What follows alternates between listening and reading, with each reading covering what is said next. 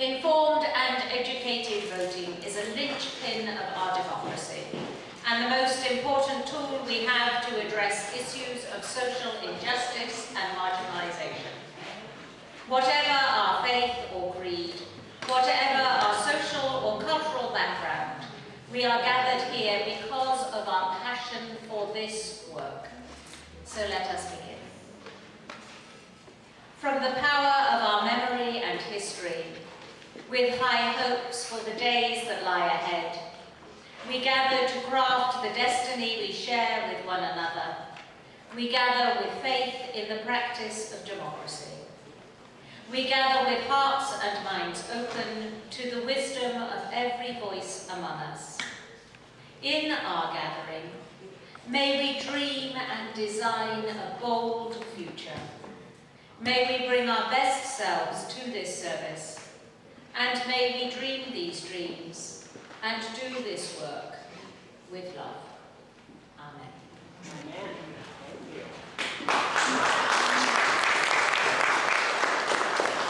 And now it's my distinct pleasure to introduce a Northern Chumash, not an elder, but too young to be an elder, but a Northern Chumash tribe member to offer our land acknowledgement, Mr. Ernest Houston.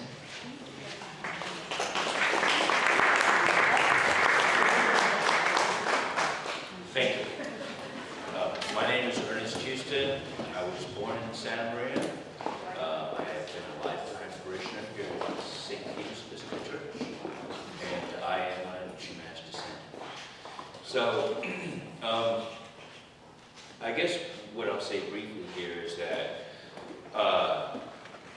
while I have lived here, and my family has always lived here, unfortunately, because of what happened in this area, my grandfather's generation was really the last generation that was actually saw and heard all the language, the dance and the music, and the ceremony. So I'm in the process of learning from my cousin music and ceremony. So as we begin, as native ceremony goes, they usually begin with a procession with singing, and so there'll be a procession with singing. We would burn grandfather sage for purification and for purification, and then we would move to prayer, and then more song, and then there would be opening acclamation, and your ceremony would begin. And so I brought my rattle. I only use this with my cousin. But so I brought this as a token to dance and song. And I brought my sage as a token to burning sage for purification. We are, in fact, in the heart of Chumash territory. You'll notice that there's the mission in Presidio in Santa Barbara, there's the mission in Santa Ynez, and the mission in Lompoc. The reason the three missions are so close together is there were so many Chumash Indians. Vandenberg Air Force Base is home to some of the most dense archaeological deposits in the nation because there were so many Chumash Indians. And then as we move just farther north, just a bit, we come up to Arroyo Grande and then up into San Luis Obispo. Again, just the density, because this area offered so much. We had rivers, we had open grasslands. That's where the ocean meets, where the ocean and the rivers meet at the shoreline. And so Chumash people lived here for 11,000 years at least. And they lived here in abundance with a highly developed cultural society. And unfortunately, in cultural clash, much of this was lost. So in the case of my own family, I remember in the late 1960s and early 1970s when the American Indian movement was boiling up, and it caused a lot of disturbance in my own family. There were elder people who did not want it raised up because they had lived through the difficulties of the late 1800s and the early 1900s when Indians were definitely unwelcome people in their own land. And so in my own family, my grandfather's grandfather was baptized at the mission at San Luis Obispo in 1841. And that's when our family got their Spanish name. So when my grandfather was baptized, my grandfather's grandfather was baptized, he became Pacifico Gallego, and that's who he was. And so as we follow our family down, You know, the latest 1800s and the earliest 1900s were a terrible, terrible, terrible time for American Indians. And my family lived back in Lopez Canyon, east of Arroyo Grande, because enclaves of Chumash people would live in remote, out-of-the-way places where it would minimize their contact with colonial people. And their other alternative was to live on ranches and do ranch and farm work. And my family did all of that, just like all of the others. And one of the problems is that oftentimes children could be taken from native families and brought to white families so they could be brought up in a good Christian environment. And what this did over those years is it kept Chumash men from finding Chumash women and Chumash women from finding Chumash men. And so, just like with my family, a lot of Chumash women married white men, a lot of Chumash men went to jail, a lot of Chumash men were killed. And it's very sad, it's very tragic. But we're desperately trying to hang on. There are many descendants. Many descendants don't even know they're descendants. Oftentimes they think they're Mexican descendants or California descendants, but they're actually Chumash. So we are working hard to try to maintain our visibility.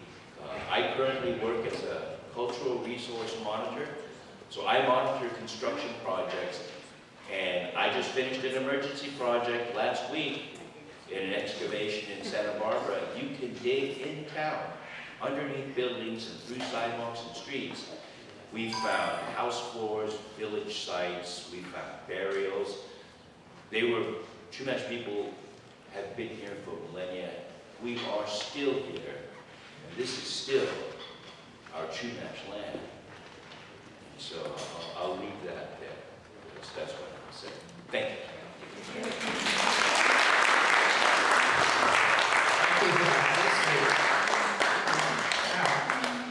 Appreciate that.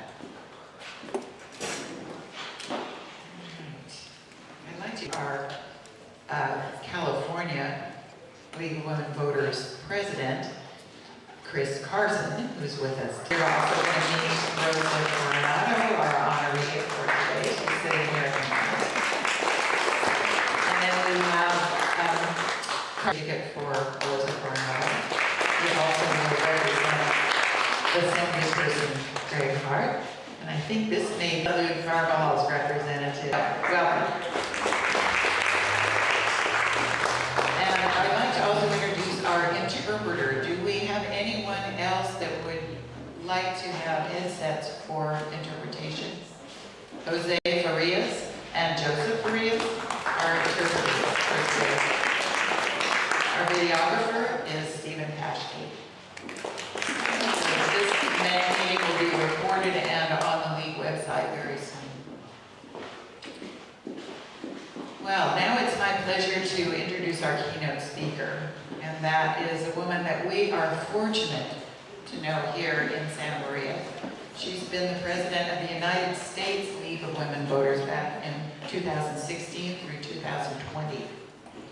She's been in the league since 1983, along with her husband, Tom Carson, who will be here anytime now, and he's our coach, our league coach. So we're just so fortunate here in Santa Maria, or in the Central Coast.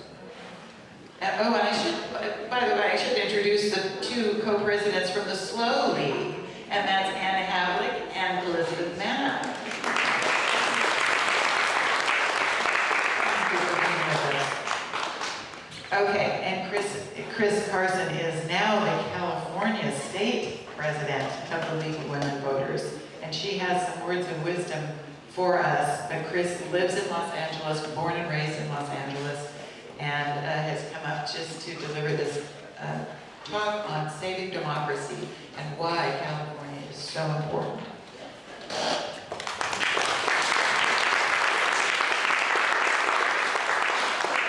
It's always great to be up here, and we had a wonderful dinner at Shaw's last night. That's an enormous amount of food. I don't know how people eat it.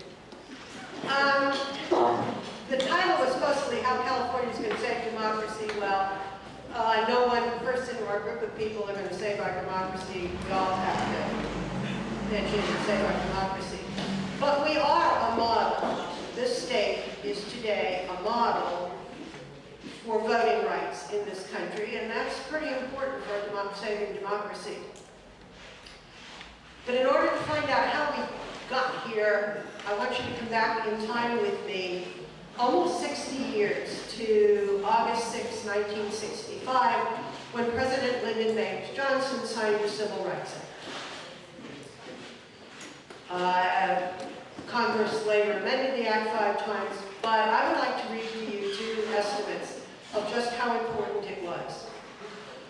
It was designed to enforce voting rights protected by the 14th and 15th Amendments to the U.S. Constitution, and to secure the right to vote for racial minorities throughout the country, especially in the South.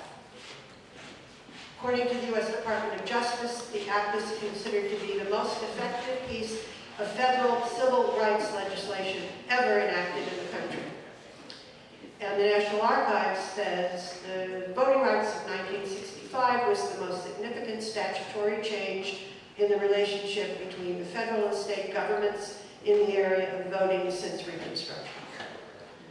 So I want to take a look just briefly, because you know this material. 2 really things that most people know about the Civil Rights Act are 2 sections, Section 2 and Section 5. Section 2, reduced to its essentials, says that certain minority language groups must have language, ballot information and language in their primary language, and that for purposes of redistricting, you can't do racial gerrymandering. Grossly overstating, but that's where we are. Section 5 was designed to deal with jurisdictions that engage in egregious voting discrimination. Stuff like poll taxes, literacy tests, moving polling places at the last minute without notification, erratic voting registration practices, you name it. So what states would you guess might have been covered by Section 5? Any state in particular? Who do you think? What does that sound like to you? What states does that sound like to you? Florida, Okay. including California. California.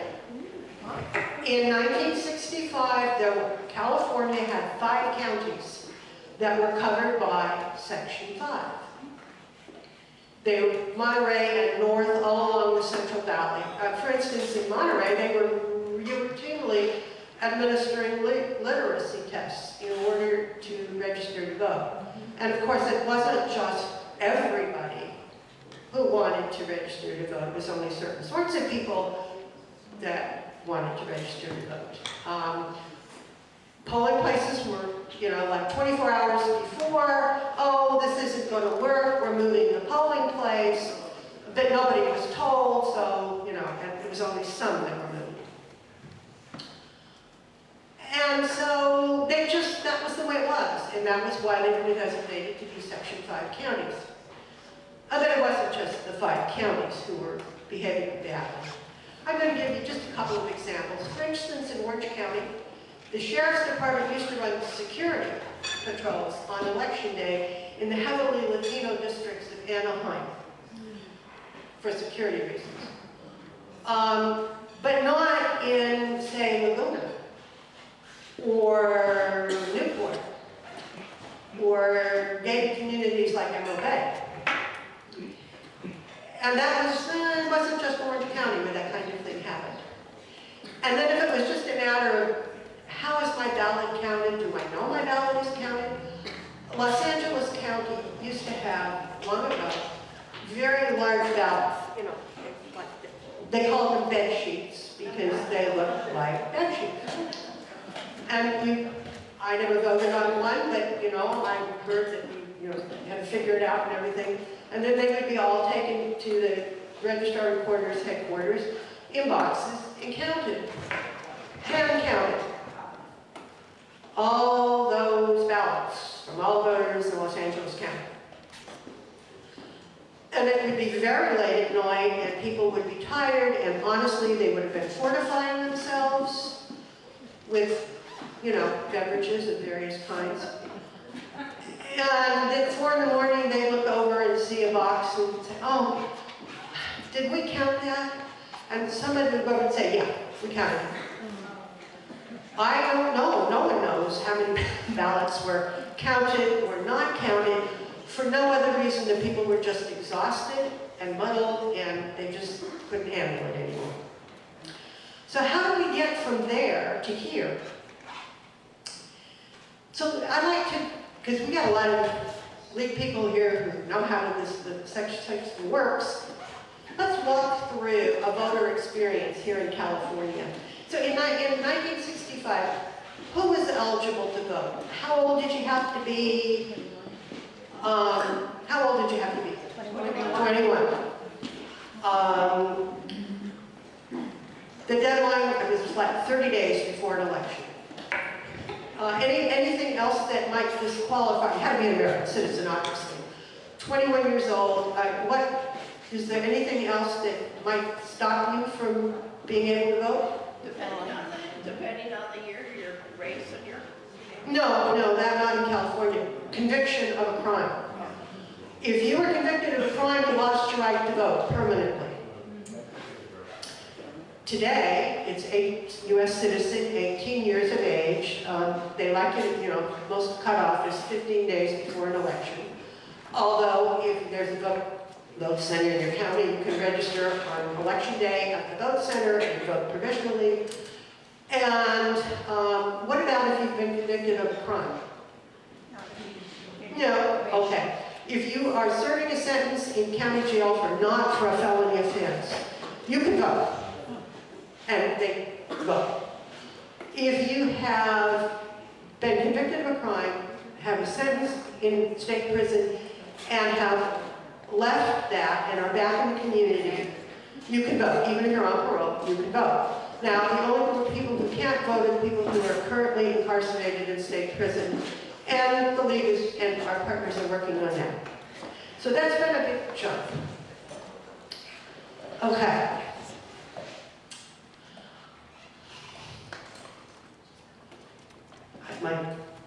So, you're registered. Do you know, and ahead of time in 1965, if you get your ballot ahead of time, do you know what's on that ballot? You did get a sample ballot. And you started to get that massive voter information guide from the state. Whole forests are killed with that thing. But and we continue today, we get sample ballots ahead of time, we get the voter information guide. You can elect to get your sample ballot on PDF, at least in some counties. You walk into either, however you vote, you know before you vote what's on your ballot. That's not true in a lot of states. They don't tell you ahead of time. The League in Texas and New York and a whole lot of places does a very brisk business in telling people ahead of time, this is what's going to be on your ballot. And when you think about it, that's a kind of scary thing. If you walk in on election day and this is the first time you know what's on your ballot.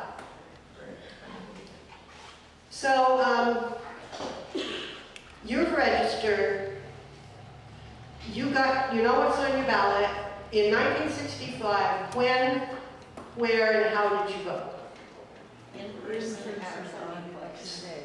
On election day. In person, at a local polling place on election day. Now, you could get an absentee ballot if you requested it if you're going to be out of the county. And that's still the case in a lot of states. In California, they moved from, I'm going to be out of the county, I need an absentee ballot, to what they call a no excuse. I would like an absentee ballot, please. Lots of people did that because they had long commutes every day, back and forth from work, and they didn't, get there at 7 in the morning, or like 7. Then there were a whole lot of requests, and they moved to permanent absentee. You just say, I want an absentee ballot, and you got one from then on. I guess it was the 2001, after the Bush-Gore thing, when they were doing pass the Help America Vote Act, and they were talking about reforms, and one of the things suggested was, no excuse absentee ballot, you just permanent absentee. And the then president of the state league here in California was at a national meeting, and Massachusetts said, well, that's just ridiculous. You can't do that, it couldn't be enforced. And she said, well, I'm sorry, but California's been doing that for years. And she said, well, you couldn't. She said, well, you don't have to believe me, but anybody who wants to get on the permanent absentee ballot can do it. And we've got a lot more voters in California than you do in Massachusetts. So it works, so we're going to advocate for that. Then, of course, as time moved on, moved to the Voters' Choice Act, which the League was one of the big proponents. Gradually implementing that. Certain counties like Los Angeles were one of the first, and everybody got a ballot in the mail, and you could vote that ballot, throw it in the mail, put it in a secure drop box, or go to voting stations, centers, anywhere in the county, and they give you a ballot, we vote. And if you weren't sure if you'd register or not, you could register there, and they'd give you, vote you out provisional. And in LA County now, you can put and they start with X number 2 weeks in advance, and then they keep rolling out more and more the closer they get to election day. You can put in your location, and they will, on the web, and they'll tell you all the voting stations near you and what the wait time is. So you can just, whatever is most convenient for you. It's fascinating. So when COVID hit, and they sent out ballots to everybody, and everybody voted with their ballots, either in the mail or whatever. And the chaos that around the country. How are we going to handle this? We've got to do all mail ballots, and we can't, and all kinds of things. And it was insane what the League saw across the country. And to the last minute, the state of Connecticut was insisting, in order to get an absentee ballot in Connecticut, you just don't file something and mail it in and then get your ballot. You have to have a... Now, try to do that in the middle of a pandemic. So they were fighting to get that dropped. And the Connecticut state president told me that the bureaucracy fought like cornered rats to try and stop just give them an absentee ballot. Finally did. But ask yourself, how would you do that? Didn't matter, didn't like it, there it was. So then now here we are today, and we vote however we choose to vote. And the ballots are then counted. And then they do a 1% random hand count, because that's best practices. Not all states do that. Doesn't matter, even if someone's won by 98% of the vote, across the state, they have to do a 1% random hand count, just to make sure there are no glitches. And we wait for the results. And it's usually down to the deadline, because there are a lot of ballots, and people, as long as your ballot is postmarked on election day, it gets by a certain point, they have to be counted. And we have a lot on the ballots. Californians vote on everything. And so people come in, the news people complain, well, why can't we have it, by 2 a.m. the next morning? Well, too bad. The point is they've got to be counted correctly, and, there it is, live with it. So that's how we are today. And it's very good. I mean, let's face it. This is a voter-centric state. But the voter information and voter empowerment is something we all encounter. What we don't know necessarily is about election administration behind the scenes. We have a uniform election code and administrative practices set by the state Secretary of State. County and city ROVs and clerks do not make rules for when you can register, which is not necessarily true in other states.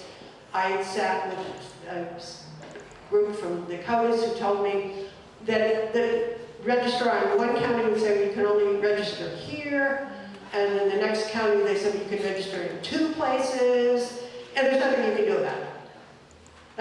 Doesn't happen here in California. Uniform rules and administrative decisions. We don't make up what kind of ballots we use. The ballots have to be a ballot recommended by the FEC that has to be approved by the state. All these questions are settled. Because over the decades, both the secretaries of state and election officials have increasingly worked together. And what we've got to call a professional manner to make voting a seamless experience.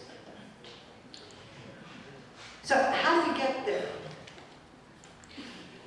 Early in the 1970s, beginning with Jerry Brown, when he became Secretary of State, he thought this is more than just a sleepy office, we can do something with this. He started to focus on election and voting practices. Better, how can we improve? And subsequent state secretaries of state, no matter their party or their personal political philosophy, ranging from extremely liberal to very, very conservative, they have left the party affiliation and their personal political philosophies at the front door of the state Secretary of State's office. And they have done an outstanding job of both engaging voters, developing new programs to help more people to learn how to vote, and to standardize election practices and administration. And I have to emphasize that again, it is not a partisan issue in this state, and it hasn't been for some time. And we have to acknowledge that. It's really important. We know that's not true in other states. However, there are some states that are working on. 2 really important states are Colorado and Washington State. They're doing pioneering election reform that share their resources and their practices with California. They're doing an amazing job. And their 2 elected secretaries of state are Republicans.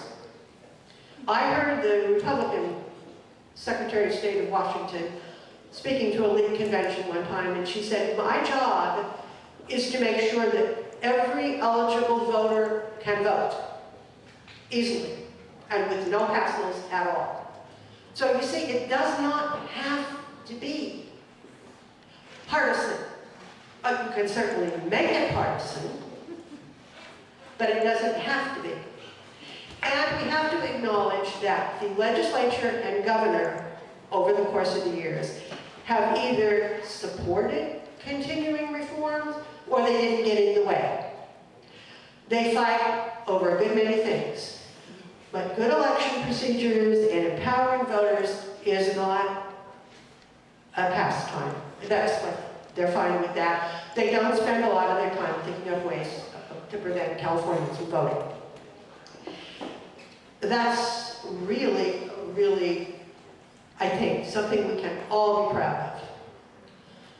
And I think it just shows how, however bitter the partisan divide is and can be, it doesn't have to impact voting. So are we all okay now here in California? We have nothing more to worry about? No. We all know what happened in Shasta County. The Shasta League called for help. The Registrar of Voters called for help. The Secretary of State called for help. The League was very much involved there. Our state lobbyist went up and was one of the appointed election observers to make sure it all went well. We have threats, physical threats, to election workers here in California, and there are bills in the legislature to try and deal with that. Concerns about carrying guns into voting spaces. In a number of states, that's perfectly acceptable. People walk in with open carry. In Texas, you can't walk in with a gun if the polling place is in a courthouse or a school. Other than that, you can have your open carry. And league members in Pennsylvania have for decades talked about being poll workers and having somebody come in carrying somebody on that and stand there waiting in line and patting the gun. And there you are. Think how you would feel. I mean, they deal with it, but that's what we want happen in California. But we have a huge task ahead of us this fall, right here in the state, in our counties. We need to support election officials. I always joke with the Ventura County League, they have a habit on election day, after it closes, they send a lovely baskets of goodies to the registrar of voters office to help thank the people who are counting the ballots and everything. You can get arrested for that in Georgia. I mean, they're fighting laws that said now that you can't, if you're standing in a long line waiting to vote, you can't hand somebody a bottle of water. I always tell Ventura, be careful, you do that. We need to fight misinformation and disinformation. I don't know where the line between this and this is. You take your pick, but I encountered one little piece of misinformation. And somebody said, well, you know, you put your ballot in, this is Los Angeles County, you put your ballot in the secure drop box, but they just throw it in the mail anyway. And I said, well, that's not true. The registrar of voters sends every 2 days, 2 people go out in a team and they collect from the drop boxes and then they take it to the secure site. Oh, well, I don't think so. I said, you know, you can go call the registrar office yourself. That's the way it is. Well, that's not what I heard. Well, you know, I didn't know what you heard, but now you know. So I'm sure you wouldn't repeat that to anybody else. But you're going to get misinformation and you're going to get disinformation. And we have to be focused on that. We have to just be aware of all the bad information, for whatever motivation is. And the League of Women Voters of the United States has Monday evening what they call rumor meeting. People can get on from all over the country and report, find out about what rumors are going around about elections in their areas, exchange information. If anybody's interested, I can send the link. But you know, it's just a way to know what is going on out there and what you might want it to do. We need to work on get out the vote with our partners. California has a very long ballot. And we need to encourage people to get out there and vote the whole ballot. It just drops off after they get most of the way through the propositions at the state level, and then if they're local, it just drops off. That's really important. We need to make this election, again, a model for the nation. And the League is in a particularly good spot, one way or another, in order to make that happen. And now I would like to write one prop here. You see this card, we all know this card. We know and love this card. Yeah. We have been registering on cards for decades. The information on it changes as the law changed, but this is a perfect example of form-following function.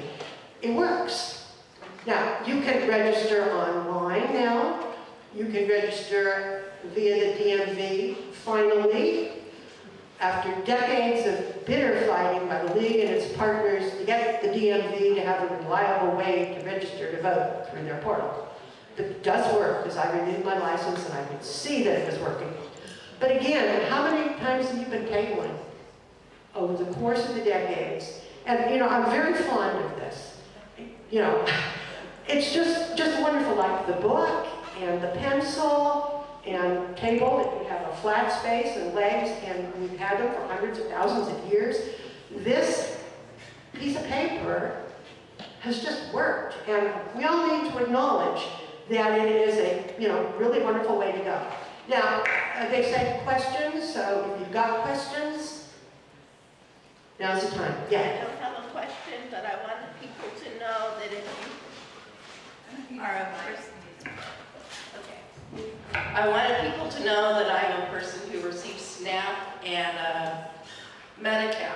And every time we have a renewal of these programs, we get a voter registration form. It is in your packet. So they ask us if we want to register to vote, have we registered? And it's so exciting to see how we're partnering with the Department of Social Services.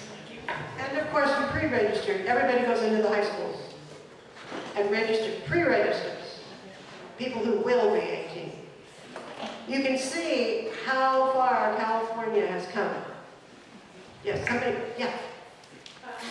I'm concerned about the American Independent Party, which is registered, a lot of people register for that thinking that that means that they are independent. And I mean, it's a very racist party. I know, And people don't understand. but everybody, I mean, a party gets to say what their name will be, and yeah, that's been a problem for decades. Does the league work on informing people about the American? Well, we do have our Easy Voter Guide, which tells people, you know, this is what the Democratic Party says, Republican Party, Green Party, Libertarian, and explain what it is. And then no party preference, which is what most people think they're getting when they choose American Independent. But, I mean, the election, we can't go in and tell a party, you have to change your name. We just can't do that.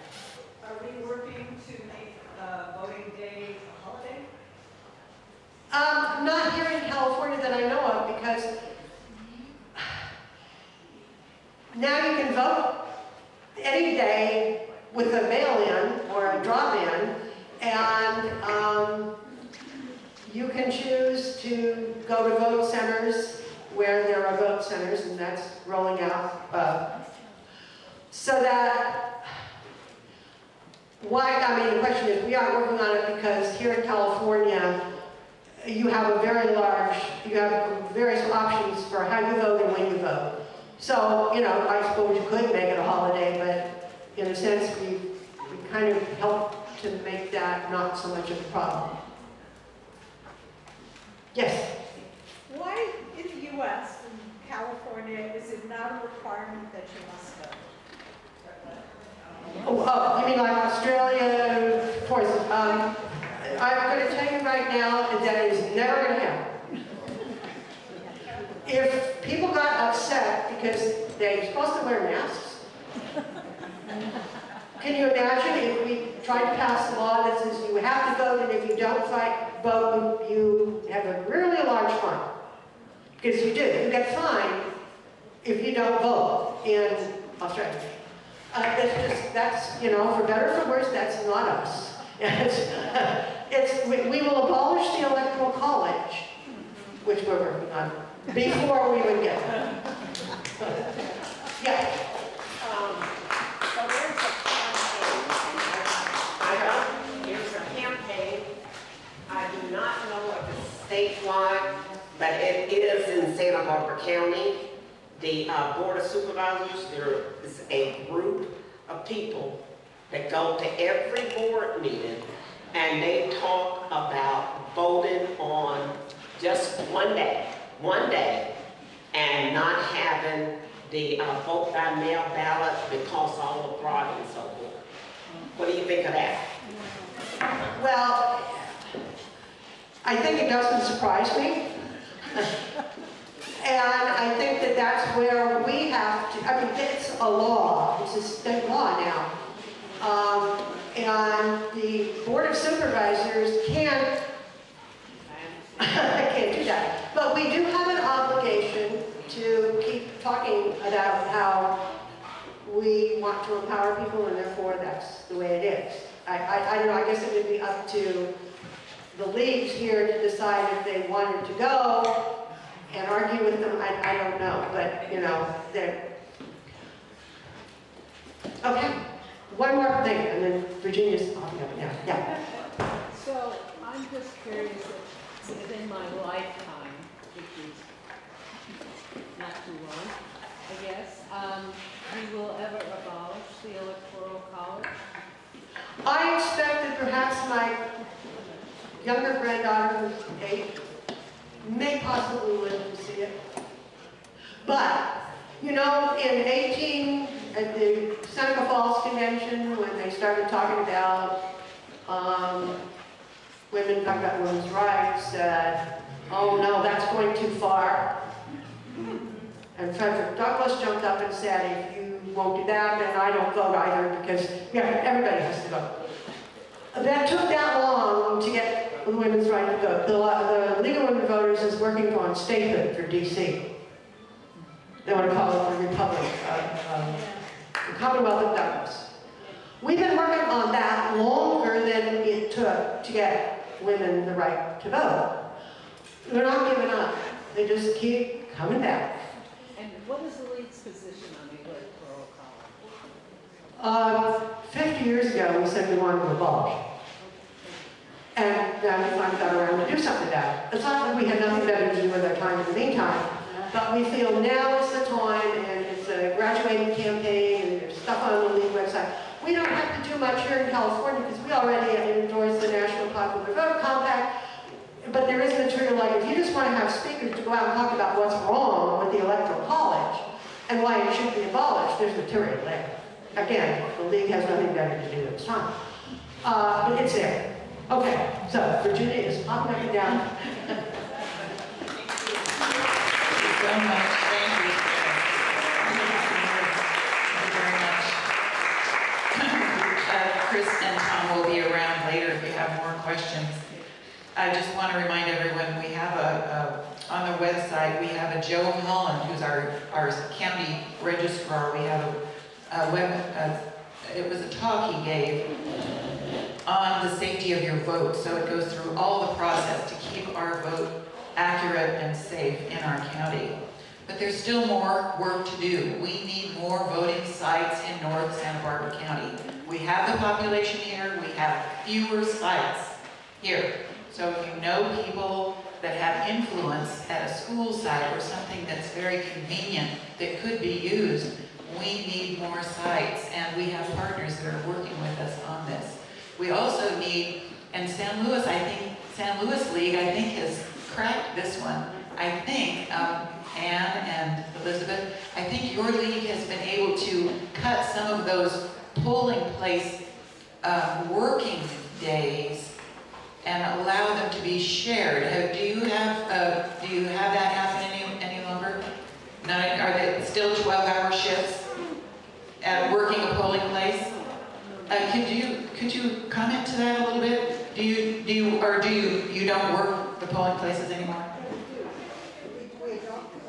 You adopt a poll. Okay, we can talk to you about that afterward, because I can tell you from my personal experience, it is a grueling day to spend 12 hours at working a polling station. So I understand completely why they cannot get enough volunteers for that. There should be a way to split that into a workable amount of time. Janet? I think we also, as league members, need to visit polling places to make sure that there isn't inappropriate Yes. material on board. As observers. And cover up the board of polling places cloths because there was so much anti-Muslim propaganda that Well, was just disgusting. Well, we will have opportunities to also monitor polling places, so that, just know that, and it will be coming right up. Okay, without further ado, Lisa Thornhill, I think you are going to introduce a very special new award that we're doing locally. And what better person than our former president, Lisa Thornhill, to introduce it.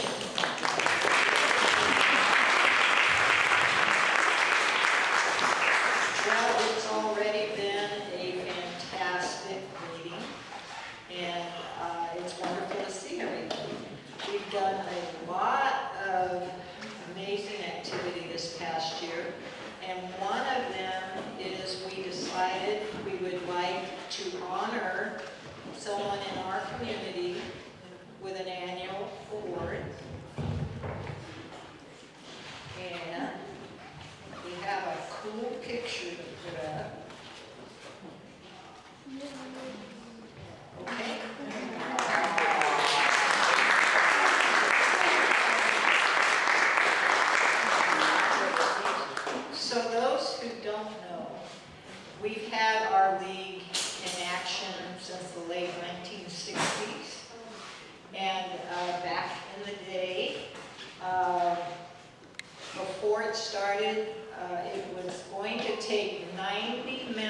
members to become a formal organized league back in the late 1960s. And it really took people who had a vision and had a passion for voting and ensuring that everyone votes and is informed. So we have decided to provide this award to someone each year that has a vision for our community. And the vision for these women included informed voting, rights to vote, register voters, and ballot measures. On the left, we have Barbara Karamintzos, who came to our community in the mid-60s, and she started as a nurse, my profession as well. And she's been a long-time member of our community. She met her husband while working, Dr. John Karamintzos. They had 5 kids that grew up in our community, and all of them continue to be active and involved with community action. And we have Margaret Cooper, who's here today.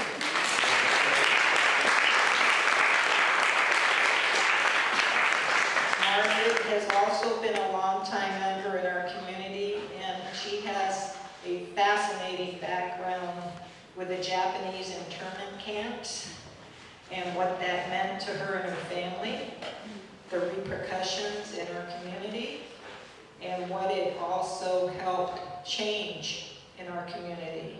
And we thank you so much for that.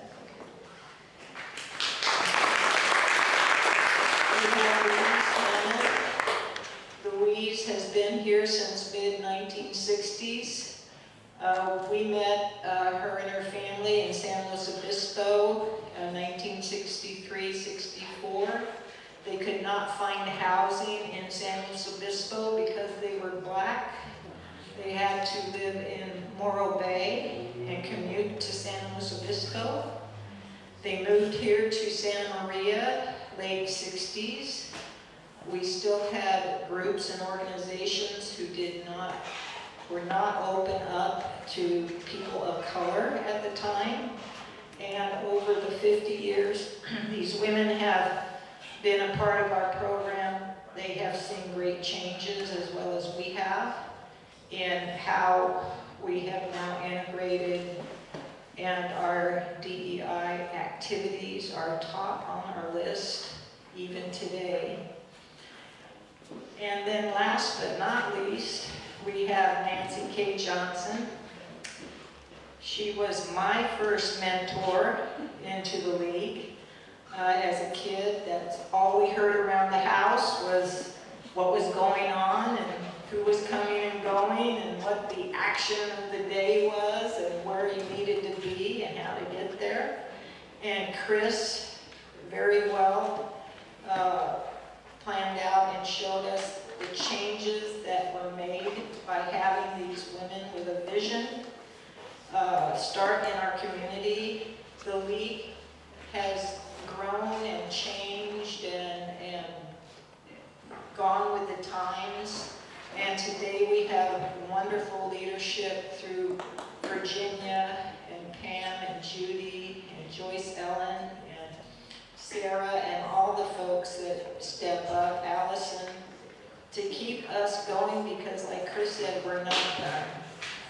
And so for our award, we are incorporating the Making Democracy Work Founders Award. And this goes to somebody in the community who also embraces what our former league members have done and what we continue to do. And so now we will have the introduction of our very first awardee. Thank you so much, Lisa. Yes. It's my pleasure to introduce my new friend, and that's Rosa Coronado.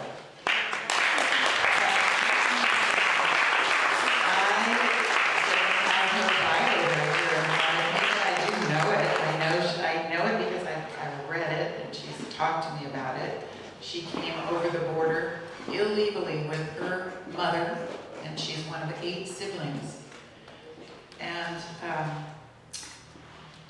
my friend Rosa had polio affliction as a youth, and so when the family came over, she couldn't work, but she could stay home and take care of some of the family, which she did. And then in President Reagan's administration, there was a program called Amnesty, which had a path to citizenship. And Rosa took that path, and she became a citizen. She achieved her associate degree at a community college.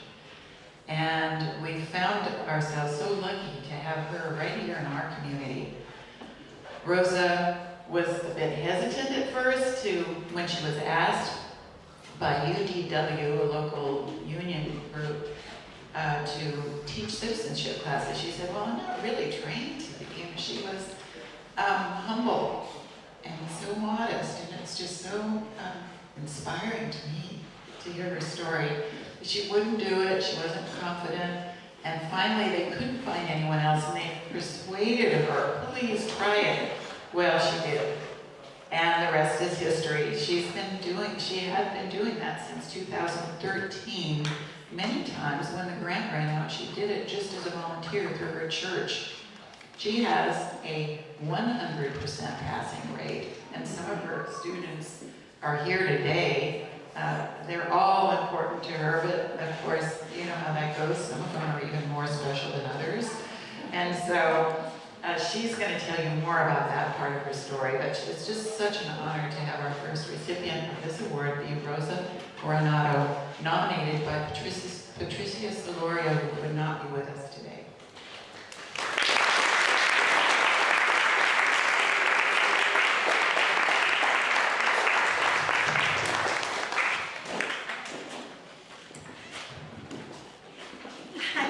My words were out. I'm so proud to be here this morning. And like Virginia was saying, I have 2 of my students here. One of my first students was this Alvaro. And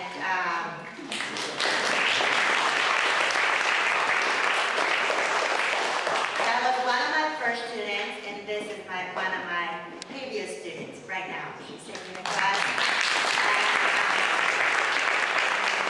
I'm so proud of them that they're persistent taking the class.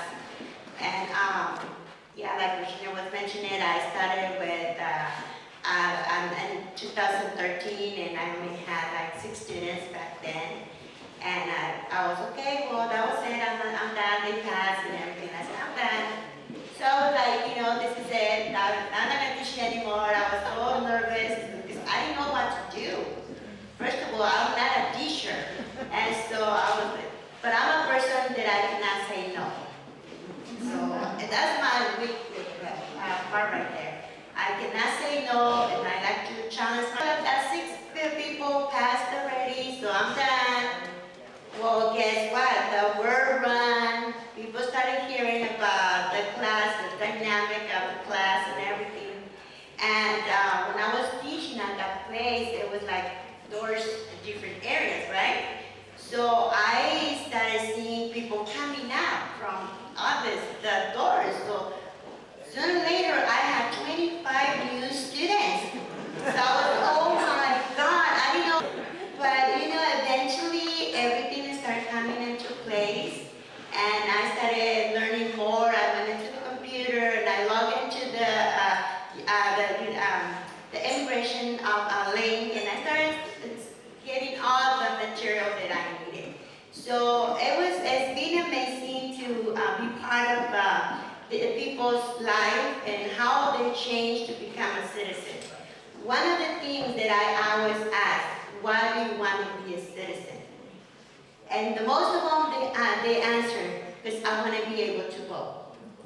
So that inspired me to continue doing it, because now I know how important it is to vote. If you don't vote, if you complain, you don't have no right to complain, right? So if you vote, and something is coming on, you got the right to say something. So this has been an amazing journey in my life, and I have my two, I have 3 daughters, but I want missing one, but I have two of my daughters and my 4 grand boys right there, so, you know, something so special. When I started, my 3rd grandson was born at that time, so I was so excited. You know, that's a very memorable for me. And but yeah, I'm here to help the community. I love to help people, and I help them with all the process, not only to the class, but I help them to with the prepare the N400 form and some other question they have or something they need. I am trying to help them as soon as I can. So I'm a helper, and so it's an honor to be here, and thank you for being here too, my friends also.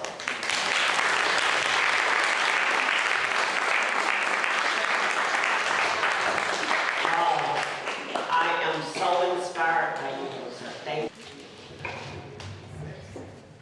We have this beautiful, beautiful crystal bowl here.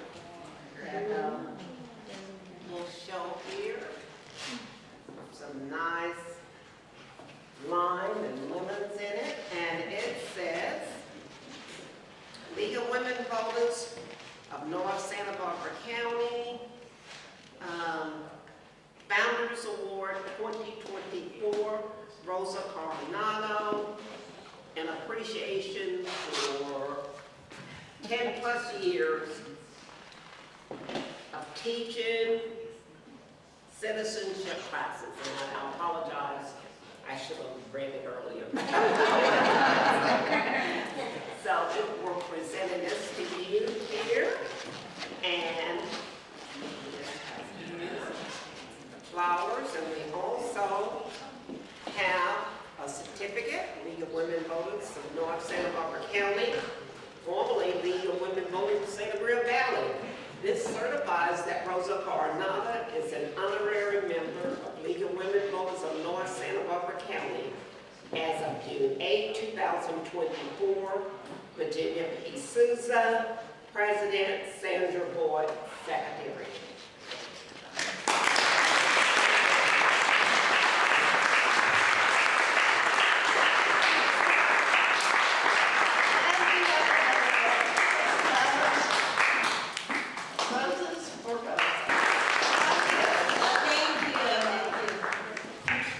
Very inspiring, thank you.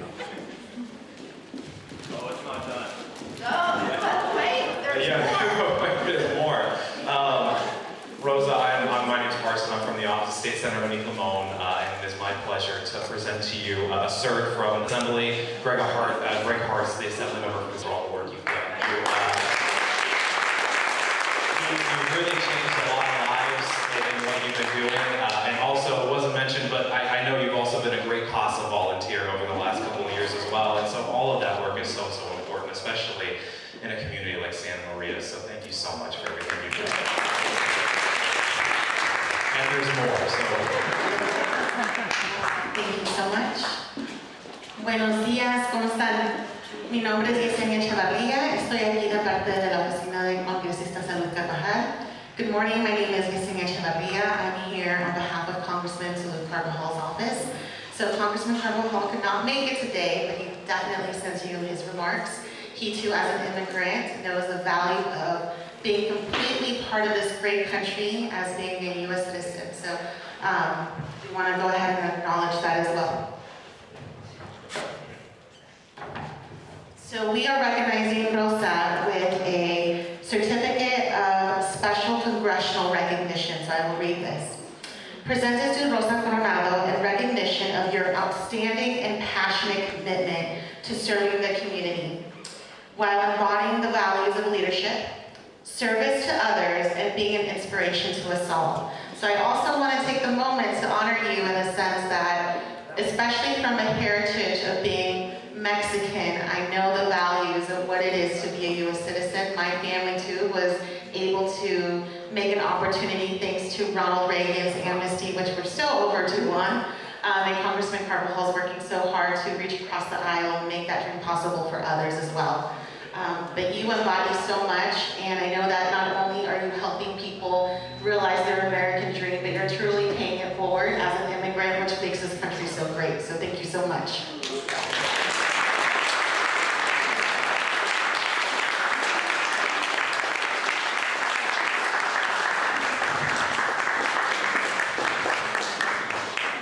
Thank you, everybody. I feel so honored, and it's my pleasure to be part of the community, helping as much people as I can to become a citizen and bring forth the voting.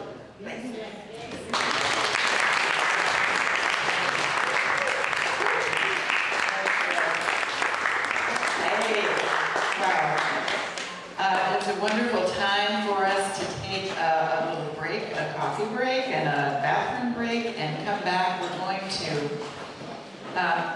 write on the little index cards that we have at our tables. Each person has an index card at their table. You can write your name and where you live and what would you like to work on this coming year before we reconvene. What's going to be your passion this coming year? We're going to reconvene at 15 after.